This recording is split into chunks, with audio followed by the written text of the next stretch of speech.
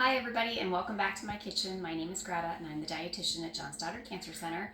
So I have another new recipe for you, and this one is sort of a play off of one I did a while back. So a while back we did a slow cooker vegetarian chili, and I had lots of hot and cold response to it. Some people love it and some people don't. And one thing that a lot of people said was they didn't like the sweet potatoes in it. So I remade the recipe, and this is a stovetop version. It comes together so quickly. The other thing I really like about it, it uses lots of pantry ingredients. It's very early in the spring. We're still having some cool nights. It's nice to have a warm dinner sometimes. And there's not a lot of good fresh stuff out there yet. So this incorporates a lot of things you probably already have in your pantry. So let's get started. I'm going to start by chopping some of the fresh things. There's not a lot of fresh things, but there are a few. So we're going to start with pepper and onion. I know the recipe calls for a green pepper.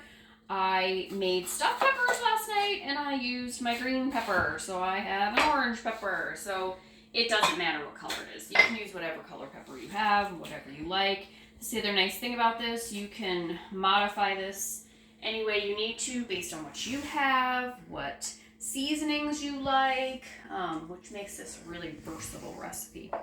So this is a chili. So I'm going to chop things not too small. We want there to be some texture and structure to this. So a lot of times, traditional chilies do have some kind of meat in it, and this one does not. So we are going to mimic meat by using some meaty vegetarian ingredients. We're going to use mushrooms, and we are going to use beans. So that's going to take on sort of that meaty part of this recipe, and then we're going to enhance those things with all these other wonderful flavors. Mushrooms I love in vegetarian cooking because they do make things just really hearty and really meaty. I don't think anybody in my house was unhappy about having a chili without meat in it. My daughter, who is a vegetarian, she said this was the better of the two chili recipes, so I was very proud of that. She's my greatest critic. If I can make her happy, then everybody's happy. All right, so the peppers I'm putting aside here, like so. I'm going to do some onion. I have sort of a medium-sized onion. I think the recipe called for either yellow or white onion. I didn't have one. I have a red onion, so I'm going to use that. I think a lot of times when I make chili, I end up using red onion. Chili is always kind of one of those things. It's like, all right, I need something to use up some things that I have in my pantry. What's available? And that's where I just kind of throw whatever is available. It's kind of like soups. All right, we're going to chop this up about the same size. These are peppers. Throw that together because these are going to cook together.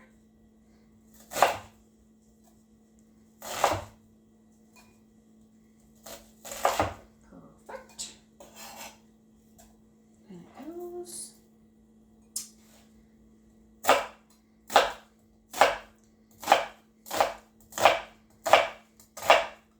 Excited because it is early spring and we are going to have fresh things soon.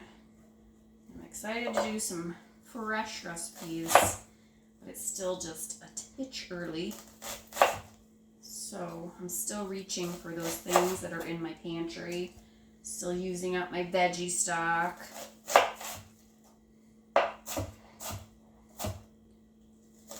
Almost time for some asparagus. Getting close. All right. All right, that's our onion.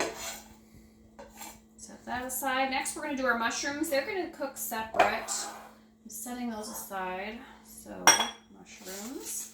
So I got about a pound of mushrooms here. I'm using cremini mushrooms. If you can't find cremini, which are the baby bellas, that's okay. You can use button mushrooms if that's all you have available. I do take the stems off. you don't want to really wash mushrooms because they're like little sponges. And if you put lots of water on them, they get really mushy and they lose their texture and their structure. If you notice a little bit of dirt, you might want to just have a little damp towel or damp paper towel handy, and you can just kind of wipe them off. These are actually really clean other than the stems. So I'm taking the stems off. The stems, I don't know, they're not my favorite part. They're a little tough to me. So I'm removing them. They tend to be the dirtier part, so that just makes it really easy.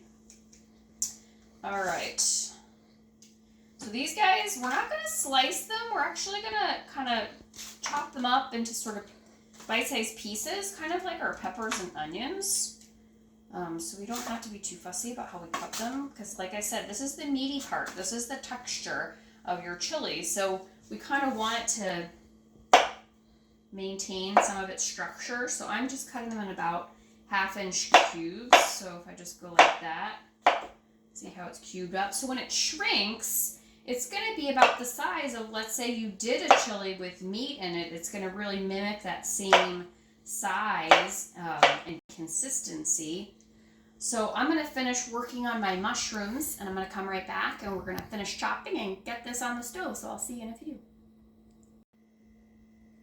Okay, I've got just a couple more things to chop to add lots of flavor to this chili. So I've got about 3 cloves of garlic right here that I'm going to chop up. We're going to mince this up pretty fine. Which I love chopping garlic. It is my favorite thing. It's a stickiness thing. I hate things that are sticky, stuck to my fingers. Sticky. Alright. Planted garlic last fall, and it's coming up, and I'm just so excited to see it when it gets done. I have never grown garlic before, so it's going to be something exciting and new. Alright. So the next thing we're going to chop up here with our garlic, we're going to add a couple of chipotle chilies and adobo. So chipotle chilies, they are smoked, so they add a nice smoky flavor without being overly hot. Certainly if you want your chili hotter, you could add a different kind of chili, but I like the smokiness that it offers. It is also something that's really easy to find in your grocery store. It is in a little tiny can. I had already opened my can, and when I have leftovers, I just put them in a little container and put them in my freezer so that I have them for next time, because I only use 2, so I'm going to take a couple out. And this sauce that they're in is called adobo sauce, so we'll just make sure we get a little bit of sauce there too. And then we're just going to chop that up. You'll notice there's usually other things in there, like there's probably onion in there. It smells so good. It's got this just really nice smoky roasted sort of pepper smells. So we'll just chop that up and that's going to go in our garlic. So I am going to go over to my stove and I am going to get my pot heated up and we'll be right back and we'll put this all together. See you soon. Okay, I'm over at my stove because I've got about a tablespoon of olive oil heating in a nice sized pot that I'm going to add my onion and my pepper to. I have this on at about medium-high heat.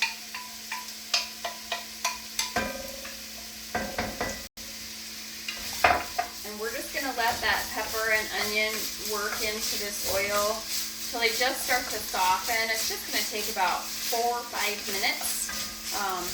And then we'll come back and we'll add our mushrooms. So I'll see you in a few minutes. So my onions and my peppers are getting nice and fragrant and softened. So I'm going to go ahead and add my mushrooms now. These are going to take about 7-8 minutes. We don't want to add any salt yet to this, so our mushrooms can hold their shape and it doesn't pull too much water out of them. So we're going to let these go and hang out with our onions and our peppers. And when we come back, we're going to add all the rest of that yummy flavor. So I'll see you soon.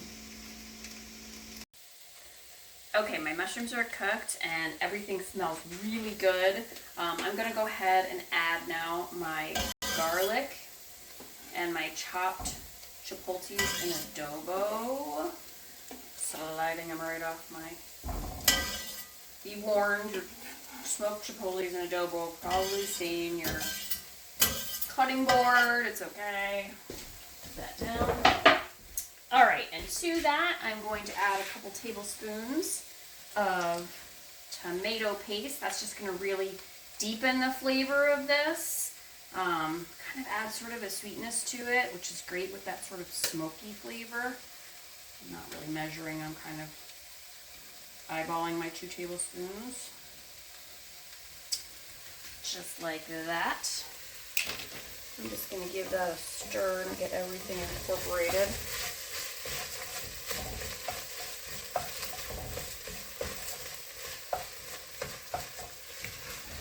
Tomato paste sort of melt into all of our veggies. Alright, so now we're going to add our seasonings to this. So I've got some smoked paprika. It's about 2 teaspoons of smoked paprika, which I am not measuring, I am eyeballing it. Because that's what I do. Sorry, measurers out there. We're going to do about a tablespoon of cumin. This is what's really going to knock up the flavor of your chili. It's going to help all those veggies absorb all this wonderful flavor. And I'm going to do about 2 tablespoons of chili powder. Looks good. I'm going to add some fresh cracked black pepper. And I am going to add a little bit of salt. I'm using my homemade veggie stock, which I put very little salt in, and I am using low sodium beans. So I'm not getting a lot of salt from anything else. So I'm going to go ahead and add about a half a teaspoon to 3/4 teaspoon of salt. Go ahead and give that all a stir. So everything is well combined in there. Oh, it smells so good with all that flavor in there.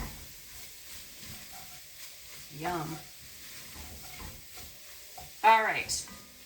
Now we're going to throw in our can. I use the fire roasted diced tomatoes. If you have plain diced tomatoes, that's fine too.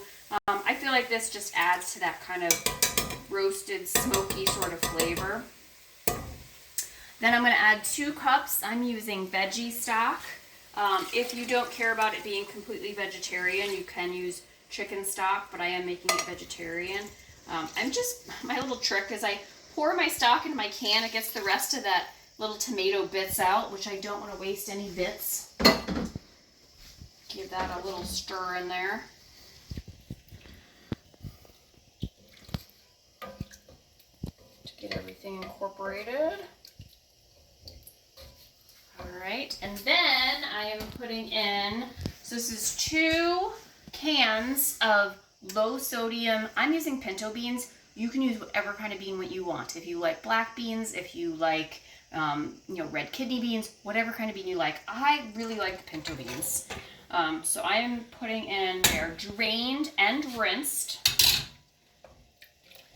And then I'm adding 1 cup of corn. This was frozen corn that is thawed. Putting that in.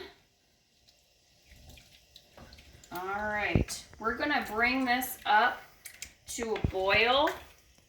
Then we're gonna turn it down to a simmer. We're gonna let this simmer for about 15 to 20 minutes till all those flavors sort of combine in there and just deepen. And we're gonna come back and finish it off. I'll see you soon. Okay, I'm back because my chili is ready. It has been simmering now for about 15-20 minutes, so it has really thickened up. I'm going to go ahead and turn it off so I can stir it and show you. It's all bubbly. See how thick and rich it is now? All those flavors have cooked together. Ooh, that's going to be so good. So I like mine served over some brown rice or some quinoa, topped with some chopped green onions or avocado. And it is delicious. Fast weeknight dinner. So thank you for watching and enjoy.